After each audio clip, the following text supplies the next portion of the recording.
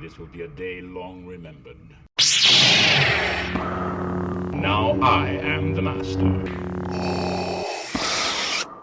Welcome to another episode of Legends and Theories, and welcome to my ranking of all of Indiana Jones' allies. And I'm just ranking his main allies since there are a few other characters like Jock who do appear in the films, but they're only in there for like a minute, and I don't think it's really even worth an honorable mention since they don't have too big of a role and either appear just for like a minute like Jacques, where they just don't do much, or they die like the guy whose name is currently escaping me from Temple of Doom. So let's go straight into it, starting with number 10. And at number 10 we have Mutt Williams, or by his birth name, Henry Jones III. And yeah, he is still the worst one. He really hasn't done much and was part of the worst Indiana Jones film. Really isn't a likable character, and it's one you generally want to forget about. He also is so disliked he was killed off screen in between Crystal Skull and Dial of Destiny, and from what I could see, no one really had any problems with that. Even though many didn't like Dial of Destiny, no one really had the problem with him being killed off because he's just that unpopular. And yeah, honestly, there really isn't anything special about him, and he's just really annoying. So that's why he's at number 10. At number 9 is Harold Oxley, and he's basically here for similar reasons as Mutt. He really isn't from a good movie, and there's nothing really special about him, but he's just forgettable.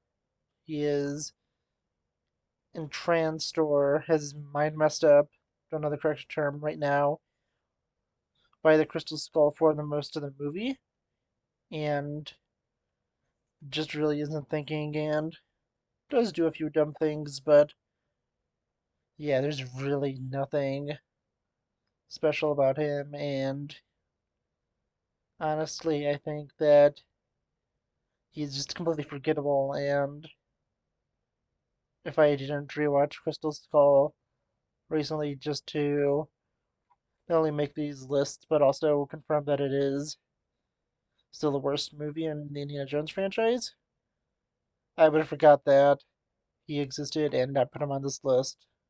At number 8, we have Teddy, and Teddy is he's honestly just feels really forced in Dial of Destiny. I really didn't enjoy him as a character, even though overall I thought the film was good. Not perfect and not as great as the originals, but you can check out my review to see what I think about that. And yeah, honestly, I just feel like he was just kind of a forced inclusion in this. He did not need to be part of Dial of Destiny, and it just felt like they were trying to recreate Short Round with him. And that's all I have to say about him. He's also kind of forgettable, and I just think he was kind of forced in, and they did not need to have him in there. No really problems with him. He's just feels like he's been forced in, and they could have did the movie without him, and really things wouldn't have changed too much. But besides that, there's really no problems with him, and he's just a little more forgettable and not as iconic as the other characters. At number 7 is Helena Shaw, and honestly, she's fine. I don't really have any problems against her, but I really don't have anything that makes her stand out. And that's really what's keeping her here. She's fine in Dial of Destiny. I know a lot of people do hate her, but I don't really have any problems with her. I also just don't have anything really great to say about her, which just keeps her here because everyone else at least had a little bit of a problem, or had a really big problem with them. But really, with her, I'm just kind of neutral on her. She really wasn't anything truly amazing, but also wasn't anything terrible. So that keeps her over here at 7. At number 6, we have Willie Scott, and she's kind of infamous for being pretty annoying and people not liking her. And although she is annoying, I think that her being part of Temple of Doom and of the original 3 films just puts her slightly above everyone else. Yes, she can be annoying, and I'm definitely glad we didn't see her again, because I don't really think we needed to see her again. But honestly, I think that she just still is a little more iconic, and I don't really hate her. She does get annoying at some points, but she has her fun moments also, and she is part of Temple of Doom, and although that is, in my opinion, the weakest of the original 3 films, it still is a really good film, and she is part of it, so that just really helps push her above everyone else that we've looked at so far, but she's not going on top of anyone else on this list. At number 5, we have Marcus Brody, and he's just a fun character who was a background character in Raiders and took a more prominent role in The Last Crusade, helping them find the Grail and having some really funny scenes. And although you could say he is on a little more forgettable side, I think he still has a really great scene where it is set up by Indy, and the part on Indy is has to be shown before you see the scene to make it really good, because the scene on its own, although it is kind of funny, isn't as good without the setup by Indiana Jones, where he explains how he's a master of disguise. He speaks so many languages and knows all the local customs, and then you cut away to him saying, "Does anyone speak English?" and going around to everyone. I think that scene alone is just so great. Obviously, there is that setup by Indy, and that can't be ignored. But I think that, and having some fun scenes with Henry Jones Sr. really go and push him to the spot, but I don't think he is justified going any higher. At number 4, and just outside the top 3, we have Short Round. And Short Round really is a great character. He is really fun from Temple of Doom, and I always enjoy seeing him. The thing is, with Short Round, he is really good, but he's just not as iconic as the next 3. I still really do enjoy him in Temple of Doom, and he is one of the best parts. He is the child sidekick done right, and he really is such a fun character, and I always enjoy seeing him. But as I said, he's just not iconic as the next 3. Going to number 3, and the top 3 was a really hard choice. I was ultimately able to decide on where they went, but I definitely can see it being changed around for the top 3. But at number 3, we have Marion Ravenwood, and one of the main reasons she's up here at number 3, not making it up any higher, is partly because she is part of Kingdom of Crystal Skull, and that does push her down a little bit. But even if we ignore Crystal Skull, I think she still is number three, and I think that's just because, although she is definitely the best love interest and does have some really great chemistry with Harrison Ford, and it is really great to see her. There is a little suspicious things going on with the fact she was in a relationship with Indy when she was still a kid, which is a pretty bad thing, which is pretty easy to miss if you just don't pay too close attention to the dialogue and don't realize that Indy did it, which is a pretty bad thing. But also ignoring that, I just think that she still is just number three because although I really love Marion as a character, I just think she just doesn't have as great chemistry or as great scenes as the next two, but she is super close. And as I said, it was really hard to pick between the three here, and I could change this around, but I think she is at three, and she is really close to two and one, but I had to put someone at number three and ultimately decided it being her. At number two, we have Sala, and Sala is just a great guy. He is such a loyal friend and is always willing to help Indy out. And one of the best parts of Dial of Destiny is showing how Indy helped his friend out and managed to get him citizenship in the US and really helped him.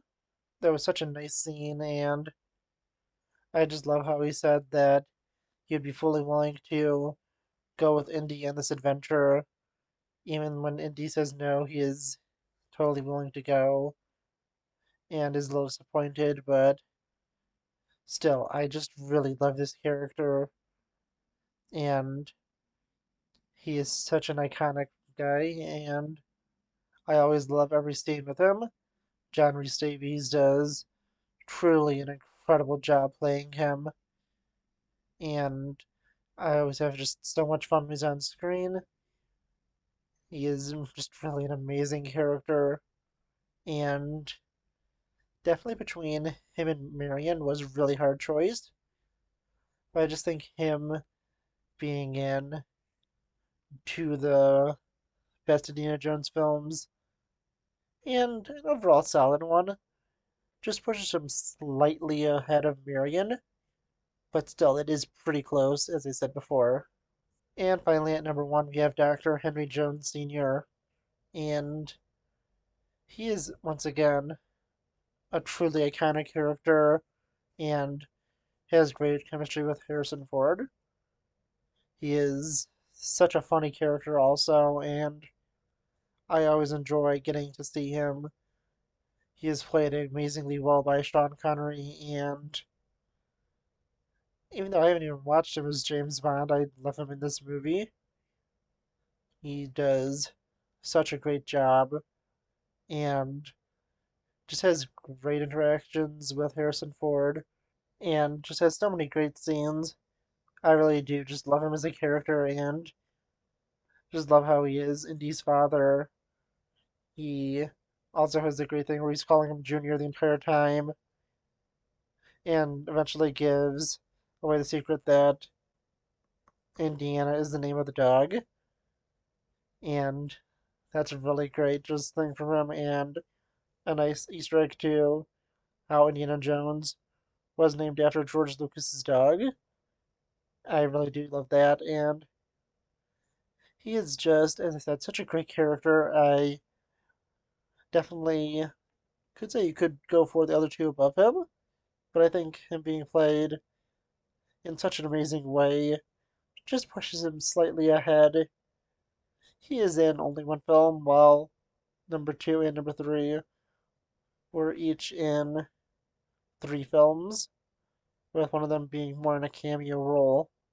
But still, I really just love this character, and I think that he was done so well that I just have to put him at number one.